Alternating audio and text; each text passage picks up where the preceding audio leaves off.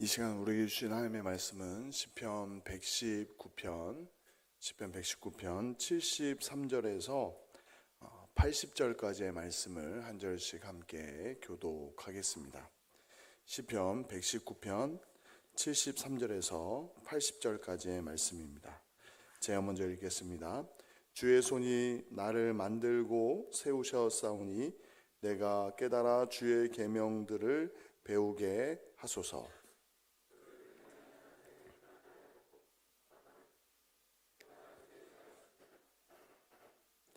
여호와여, 내가 알거니와 주의 심판은 의로우시고 주께서 나를 괴롭게 하심은 성실하심 때문이니이다.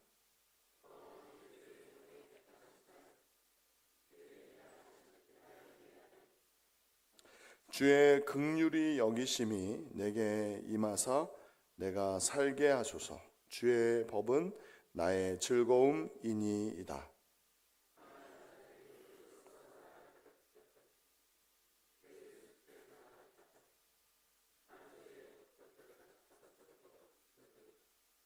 주를 경외한 자들이 내게 돌아오게 하소서. 그리하시면 그들이 주의 증거들을 알리이다. 내 마음으로 주의 율례들에 완전하게 하사 내가 수치를 당하지 아니하게 하소서. 아멘. 우리 옆에 분들과 한번 이렇게 인사하겠습니다. 우리는 그리스도의 몸입니다. 우리가 계속해서 시편 119편의 말씀을 연이어서 이 수요 예배 시간에, 수요 기도의 시간에 함께 나누고 있습니다. 시편 119편을 묵상하면서 여러분들은 어떤 것을 느끼십니까? 말씀에 대한 깊은 사랑과 깨달음을 8절 단위로 계속 22연, 어떻게 보면 22개의 단락으로 연이어서 고백할 만큼 하나님의 말씀에 대한 깊은 사랑과 깨달음의 내용들이 기도와 찬양의 소리로 담겨져 있습니다. 그런데 그 본문들 속에서 우리가 말씀에 대한 사랑과 더불어서 그냥 놓치지 말아야 될 중요한 하나의 주제가 있는데, 그것은 고난입니다. 고난. 말씀과 고난이 어떻게 연결될 수 있는가라고 생각할 때에 우리의 인생뿐만 아니라 이스라엘의 역사를 함께 살펴볼 때 금방 연결될 수 있습니다. 이스라엘의 그 역사의 태동 시기에 가장 중요한 역할을 했던 것은 고난이었습니다. 광야였습니다. 그 백성 이스라엘이 애굽 땅 종되었던 그 400여 년의 세월도 그 시간도 광야 세월이었고, 또 하나님의 크신 권능 속에서 구원함을 받아서 약속의 땅으로 나아가는 그 시간도 광야, 실제적인 물리적으로도 그렇고 그들이 겪었던 목마름과 뜨거운 태양과 그 모든 세월이 광야였습니다. 근데 그 광야라는 단어 자체가 갖고 있는 역설적인 의미가 있습니다. 그것은 무엇이냐면, 저를 한번 따라 보시겠습니까? 하나님이 내게 말씀하시는 곳. 광야가 우리가 볼 때는 좋은 곳이 아니에요. 우리가 생각할 때는 하나님께 복을 받았다라고 생각하면 시편 23편의 고백처럼 푸른 초장 쉴만한 물가로, 요즘 젊은이들이 하는 표현으로 꽃길만 걸으면 좋을 것 같은데 하나님은 하나님의 백성들로 하여금, 하나님의 사람들로 하여금 광야로 인도하신다라는 거죠. 하나님의 백성 이스라엘이 그 약속의 땅에 이르기 전에 그 조상 아브람, 이삭, 야곱에게 그 약속하셨던 그 땅에 이르기 전에 오랜 세월, 애굽 땅 종되었던 세월 40년, 400년, 그리고 그 애굽 땅에 나와서 약속의 땅 향하여서 걸어갔던 40년, 아주 오랜 세월을 끊임없이 광야로 걸었는데, 그 광야 속에서 역설적으로 누구를 만났습니까? 누구의 말씀을 받았습니까? 살아계신 하나님의 말씀, 그 생명의 말씀을 경험한 자리였기 때문에 세상 사람들이 볼 때는 고난의 세월이고 고통의 세월이고 눈물과 탄식으로 얼룩진 지워버리고 싶은 시간들이지만, 역설적으로 그 시간은 살아계신 하나님, 세상 그 무엇과도 바꿀 수 없는 살아계신 하나님을 경험한 시간이었고 그 말씀을 경험한 시간이었다. 우리가 지난주에 함께 살펴볼 때에도 이 시인이 하나님의 말씀을 깊이 사랑하게 됐던 그 계기가 고난이었다라고 말씀을 드렸습니다.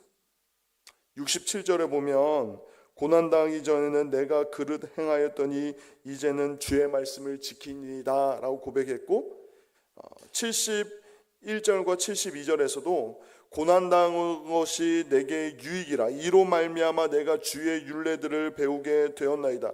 주의 입의 법이 내게는 천천 금은보다 좋으니이다 라고 고백하고 있습니다. 이것은 어떤 입술에 발린 미사 어구가 아니라 정말 진심으로 지금 시인이 당한 고난의 세월과 그 고통의 내용을 우리가 다 헤아릴 수 없지만 그때 받았던 은혜가 얼마나 깊은지, 그때 만났던 살아계신 하나님의 은혜가 얼마나 크고 놀라운지, 내가 그때 경험했던 그 고난 중에서 경험했던 사망의 음침한 골짜기에서 경험했던 그 주의 말씀으로 인한 인도와 보호가 얼마나 간절했는지, 제게는 주의 말씀이 생명보다 귀합니다. 그 어떠한 부귀영화, 그 어떠한 이 땅에서의 복보다도 살아계신 하나님의 말씀이 제 인생에서는 가장 큰 선물이었습니다 라고 고백을 했습니다. 지난주까지 우리가 살펴보았던 내용이죠. 그런데 이제 오늘 우리가 함께 읽었던 73편부터 80절까지의 말씀에서 이제 우리가 이제 그 고난에 대해서 함께 생각해 볼 중요한 질문을 제가 설교의 제목으로 정해 보았습니다.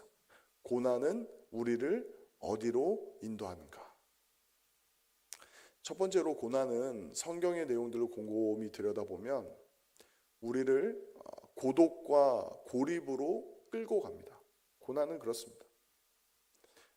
이 근본적인 문제를 따지고 들어가면 아담이 범죄함으로 말미암아 죄가 세상에 들어오고 하나님으로부터 분리된 인간이, 하나님의 형상이 훼손된 그 인간이 경험할 수밖에 없는 가장 큰 증상 중에 하나가 고립과 고독과 고립입니다. 고립.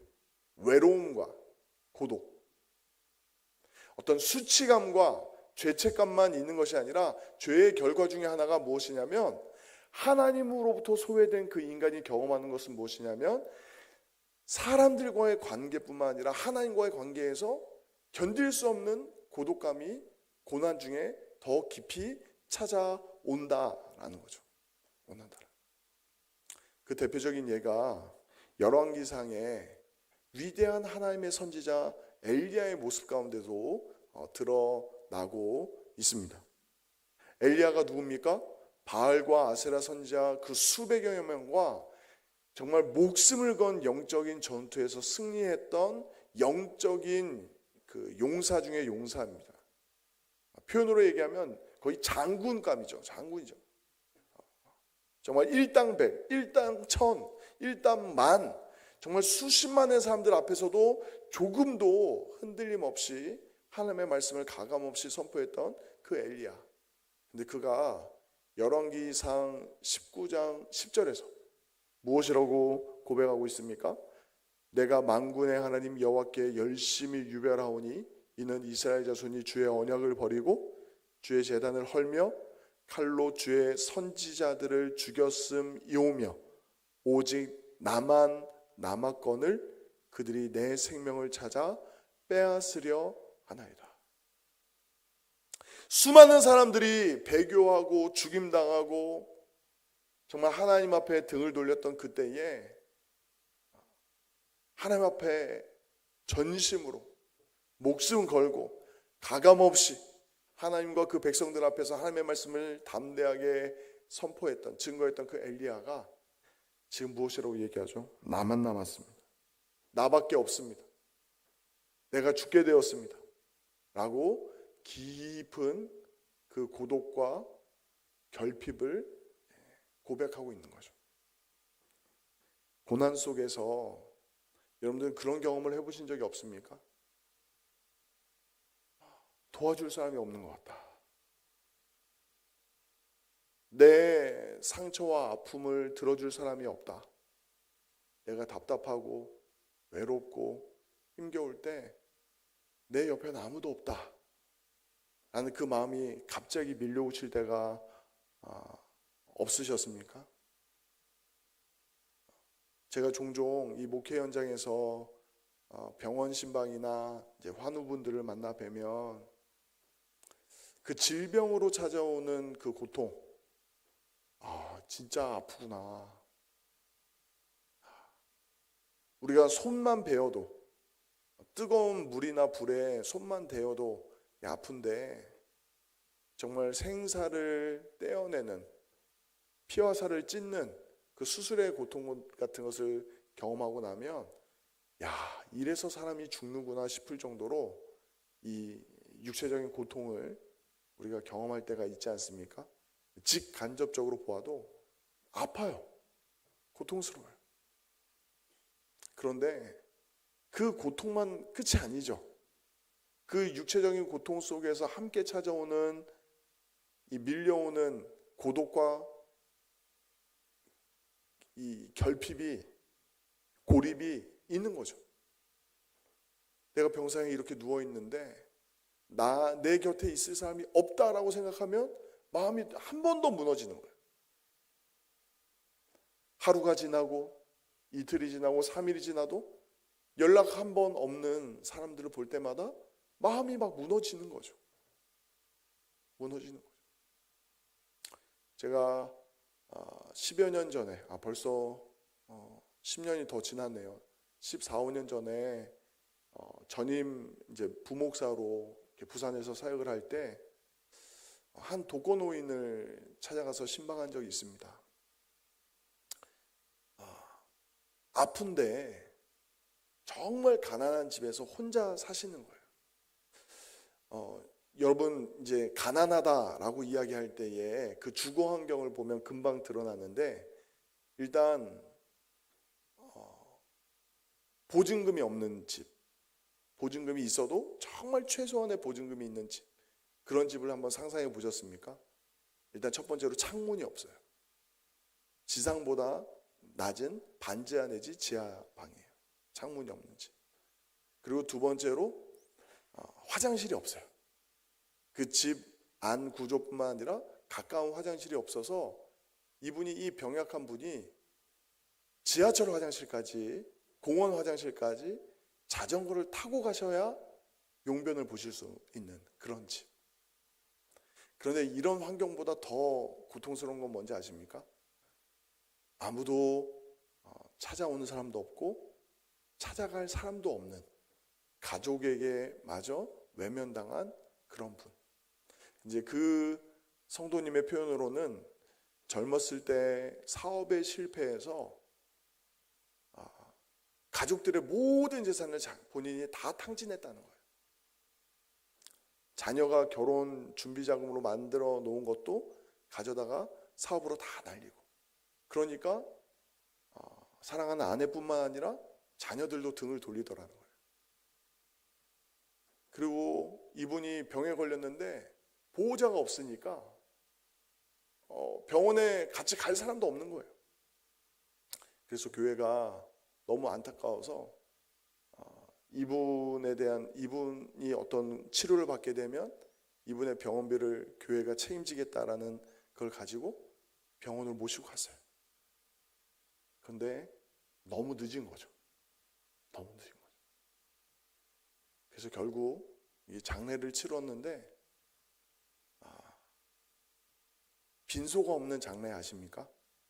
화장하고 잠시 안치했다가 바로 화장하고, 흔히 말하는 이 공공 그 화장터에 말 그대로 뿌려진 마지막 장례까지.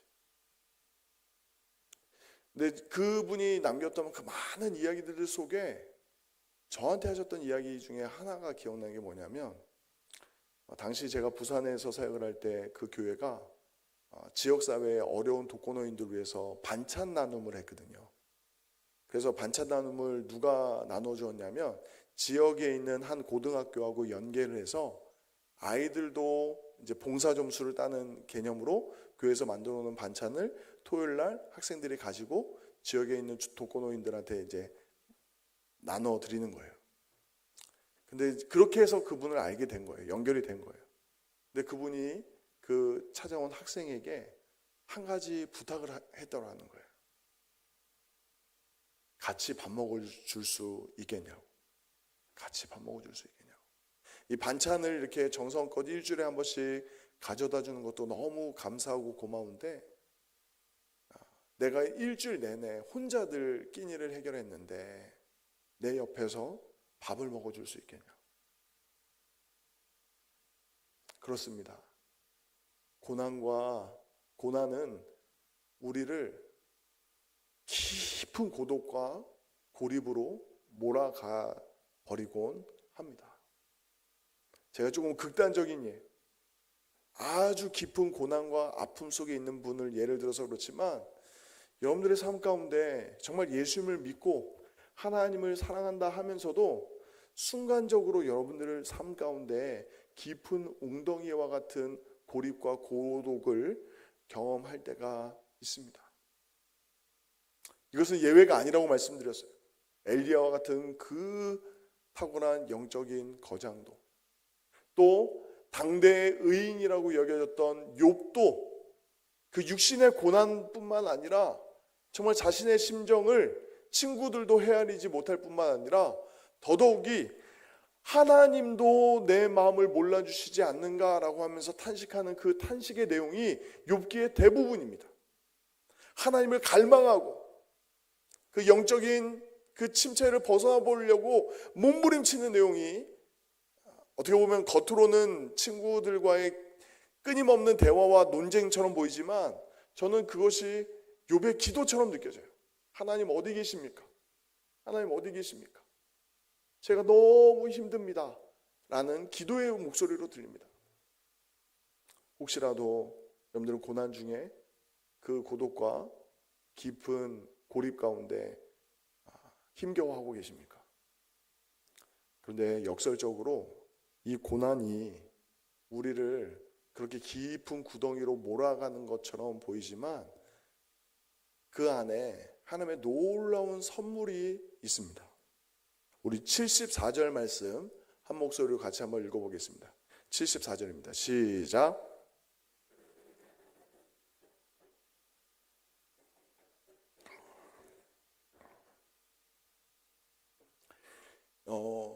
시편 119편을 읽어가시다 보면 등장인물들이 나옵니다. 등장인물. 하나님을 제외한 수많은 사람들의 군상들이 나타나는데, 시인에게 비춰진 사람들의 대부분의 모습은 악인들이에요. 악인들. 하나님을 경외하지 않는 자들, 하나님을 두려워하지 않는 사람들, 주의 말씀에서 떠난 자들이 막 등장을 해요. 수없이 많이 등장합니다. 다양하게. 그런데 이 119편의 이 중반부에 이르러서 63절이든지 오늘 우리가 함께 읽은 74절처럼 정말 이 하나님의 사람이 만난 오아시스와 같은 사람들이 등장합니다. 오늘 본문은 이렇게 표현합니다. 주를 경외하는 자들이 나를 보고 기뻐하는 것은 내가 주의 말씀을 바라는 까닭이니이다 라고 말씀합니다. 고난은 앞서 제가 장황하게 설명드린 것처럼 우리를 아프게 하고, 우리를 무너뜨리게 하고, 우리를 쓰러뜨리게 하고, 우리를 고독과 고립으로 몰고 가는 것 같지만, 동시에 그 아픔과 고독 속에서 하나님은 어떤 선물을 예비하고 계십니까? 공동체를 예비하십니다. 주를 경외하는 자들과의 만남을 예비하고 계십니다. 다윗이 그러했습니다. 다윗이 그 사울왕에게 쫓기고 광야에서 광야로 계속 도망다니고 있을 때에 역설적으로 다윗은 그곳 가운데 공동체를 경험했습니다. 가족과 같은 공동체를 경험했어요. 처음은 불황자들이고 도망자들이고 도피자들이었지만 다윗의 삶과 그 다윗에게 임한 하나님의 말씀들을 통해서 다윗과 함께 있는 이들이 함께 주를 경외한 자들로 함께 모여 하나님의 인도하심을 따라 움직이는 하나의 군대처럼 형성이 되죠. 맨 처음에는 도망자들의 무리, 불황자들의 무리처럼 비춰졌을지 모르지만 그 가운데 하나님을 경외함과 주의 말씀을 따라 순종함이 함께 어우러져서 변화되는 모습들을 보게 됩니다. 다윗에게 큰 위로와 격려가 되었던 것이죠. 우리가 고난 중에서도 하나님께 감사하게 되는 이유가 무엇일까요? 질병에 걸렸을 때 우리는 가족의 소중함을 다시 한번 느끼게 됩니다.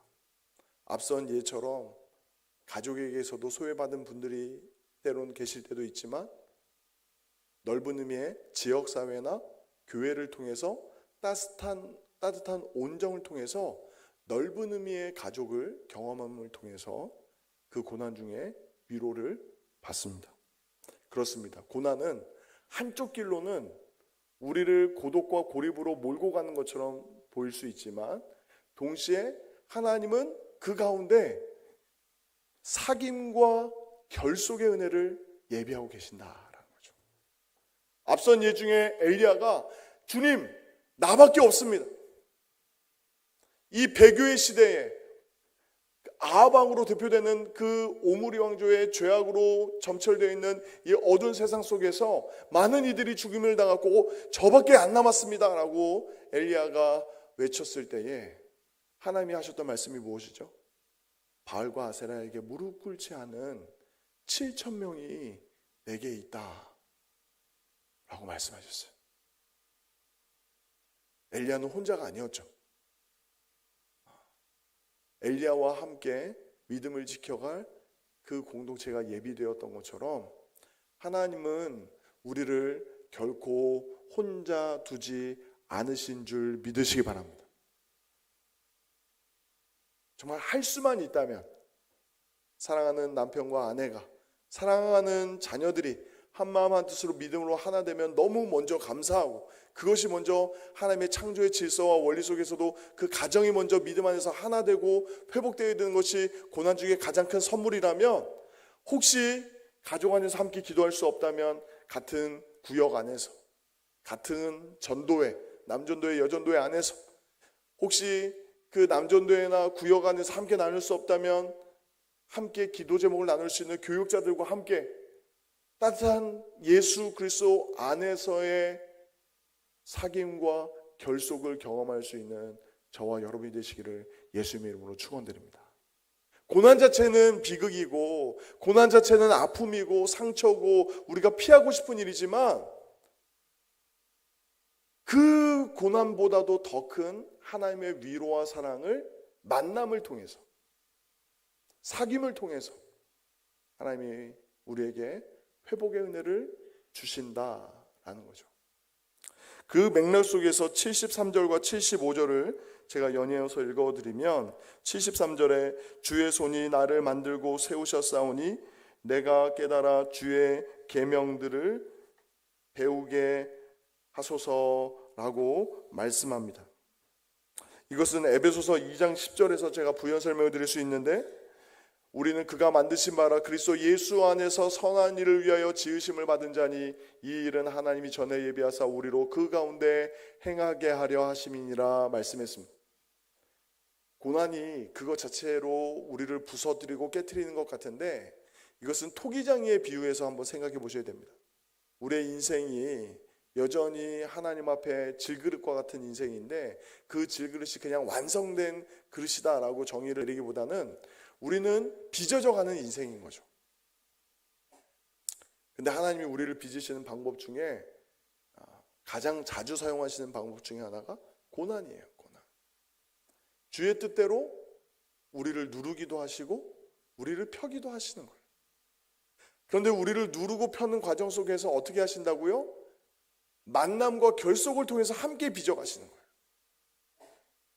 나 혼자 은혜 받고 나 혼자 살아계신 하나님을 경험하고 나 혼자 내 삶 가운데 찾아온 그 고난과 어려움의 문제들을 다 풀어가는 것 같지만 하나님은 가정 안에서, 교회 안에서, 그 지역사회 안에서, 더 넓게는 나라와 민족 안에서 그 고통의 문제를 함께 풀어가도록 일하고 계신다라는 거죠.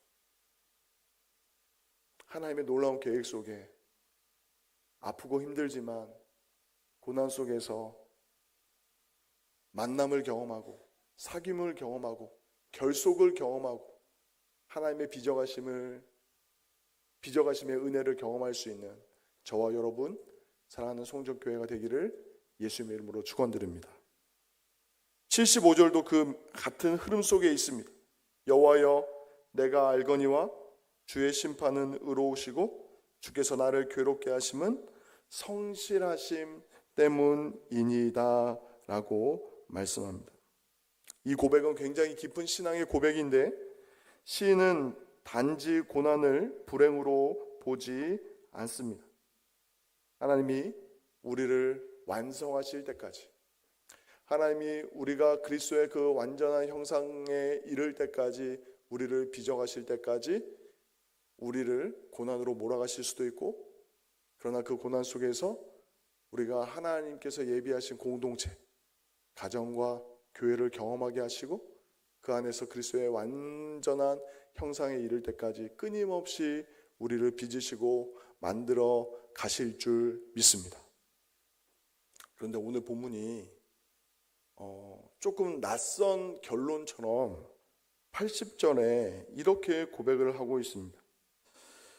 내 마음으로 주의 율례들에 완전하게 하사 내가 수치를 당하지 아니하게 하소서라고 이야기합니다.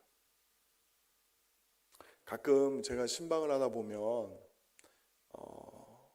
병상에 있는 분들이 이런 표현을 이야기하세요. 부끄럽다라는 거예요. 미안하다라는 거예요. 죄송하다라는 표현을 가끔 쓰실 때가 있습니다. 누군가에게 짐이 되는 거, 이렇게 걱정이 되는 거, 또 다른 사람들에게 부담을 주는 거, 그것 자체가 자신에게 짐이 된다, 어려움이 있다라고 고백하는 분들이 있습니다.